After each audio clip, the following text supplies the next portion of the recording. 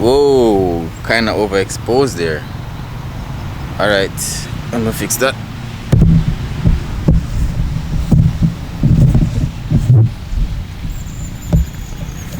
Oh, that look perfect. Mud. ND. So that's all the talk for today. Roll intro.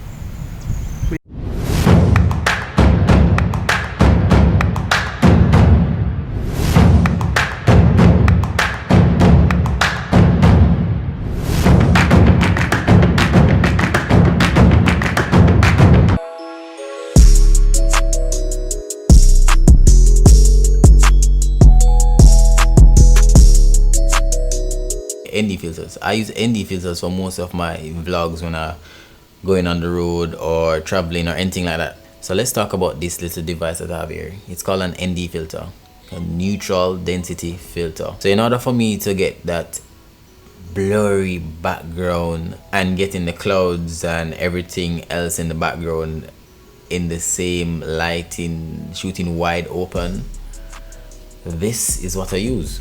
In other words, how to define a neutral density filter.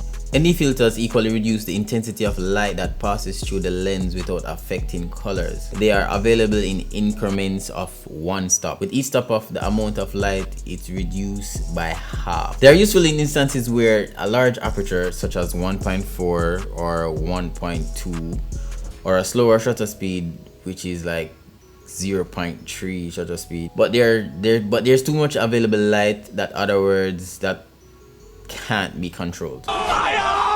For me, I use the N64 ND filter. Like 90% of the time when I shoot in my vlogs, I shoot wide open. 1.4 with the Sigma Art 35. I always shoot wide open.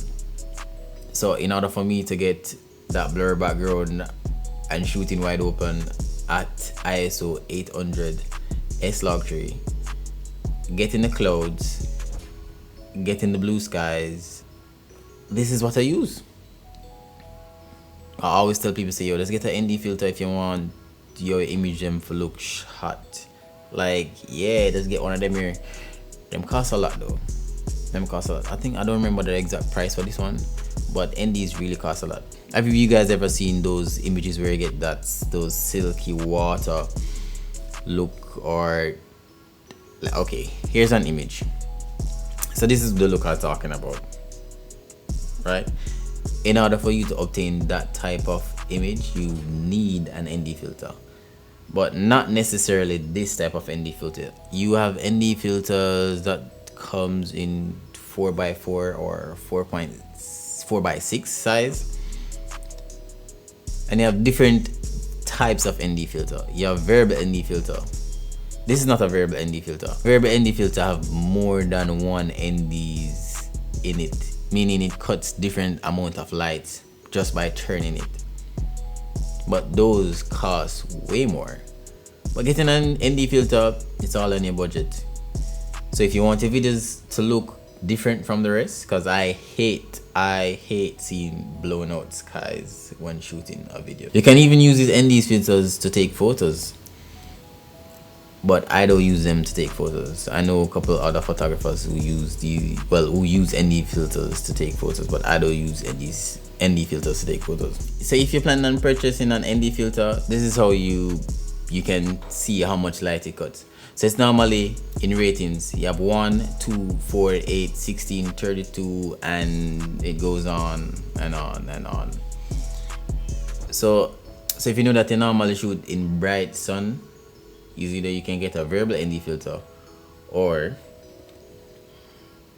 you can get one that starts from about 60. I would recommend this one because I would recommend this one for like bright sunny day, but I'm not sure. Well, probably midday sun can work. Probably you can cut a good amount of light for midday sun.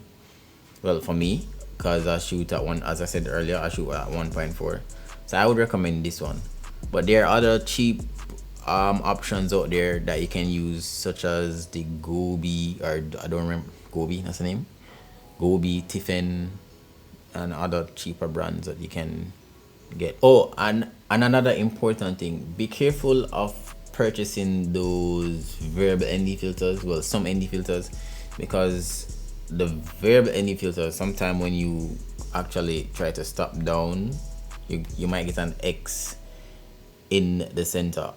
So that's the thing with certain ND filters. Well, normally the cheaper ND filters, variable ND filters, you get that issue with it.